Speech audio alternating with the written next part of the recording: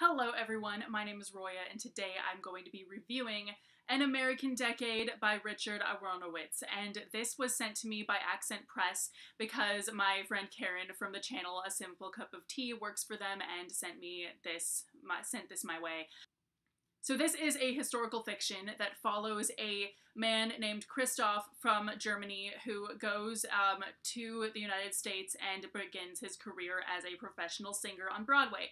And basically, this takes place over a decade of his life that he spends in America, and it starts off in 1929, just when the supporters of Hitler are starting to, congregate, and goes through pretty much when the war starts and the conflict starts. And I absolutely loved this book. I gave it a 4.5 out of 5 stars, and there were a lot of reasons why. So basically, it has a lot of relevance to today's world because I noticed that there's a big theme about, say, like Germans in America being ashamed of being from Germany because of everything that the Nazis are doing and all this other stuff. And it made me kind of think of like all the Americans like myself who are pretty ashamed of what's going on right now. And there's just a lot in here that makes you think about how like political turmoil has never really ended, and everyone kind of thought that this war was going to end it, and it didn't. It was like they thought that about World War I as well, so I don't know. And very soon after Christoph first moves to New York and leaves Germany, he receives a letter from a woman who he like hooked up with briefly because like that was his wife's sister and his wife died and everything, and she says, hey, I'm pregnant and it's your baby. And he was like, oh, well, here's $20, like it sucks that I can't be there for her, blah de blah de blah. And he somehow just does not act upon it. He doesn't think to, go back to Germany and help them or anything like that because he's already started his career and everything in the United States. And once he actually starts a family in the United States, he meets this lady, he has 2 kids with her, like it becomes harder and harder to act on the fact that he has an illegitimate daughter back in Germany. And this all takes place back in the day when nobody had phones. Everyone was corresponding entirely through letters that take like a month to get there. All this other stuff. So we only get like, through his eyes, we only see snippets of his daughter and her mother's life back in Germany, and we learn through these letters that he occasionally gets every like year or 2 or whatever, that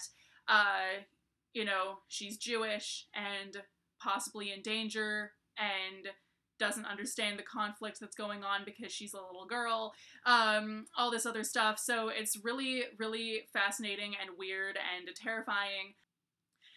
And of course that gives us this really haunting, like, theme throughout the book of she could really have been his daughter if he had made different choices. But since he made the choices that he made, he's not really her father because she doesn't even really know that he exists, even though, like, she may have his genes, he may have a photo of her that he takes everywhere with him, but it's, like, really, his real life is in New York with his wife and other kids and everything. So there are a couple of reasons why I didn't give this the full 5 stars, even though it did get pretty close. And first of all, we do see through his point of view kind of the rise of sort of what becomes the Nazi supporters, like, in America. And basically, like, all these German immigrants who do support everything that Hitler is doing. His friend Matthias, who actually is the guy he winds up living with as soon as he gets there because he already lives there, is part of a, like, Nazi-ish group.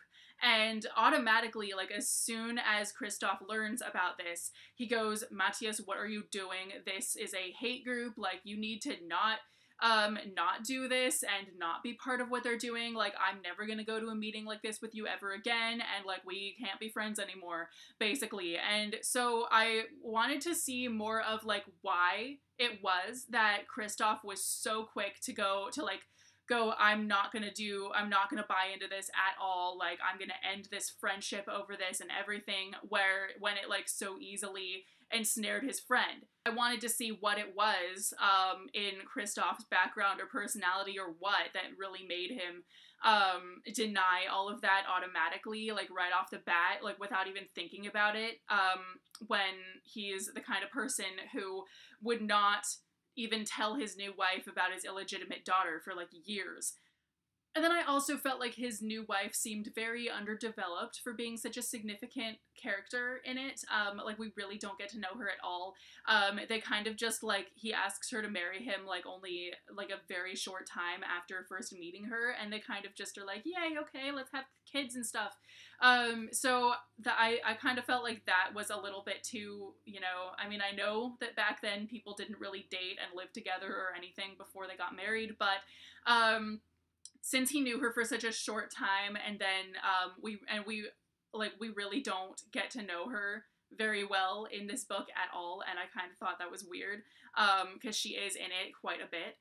But overall, I really, really loved this book. I loved just how much relevancy it has to today, how many good themes it has in it, how it makes you think about kind of inaction and like what you could have done if you had made different choices, but then also how easy it is to just not, and to make this simplest choice instead of just kind of do the right thing. Because we see just how easy it is for Kristoff to just not do anything real about his daughter back in Germany or anything. Like, he sends money when he can, and that's pretty much it.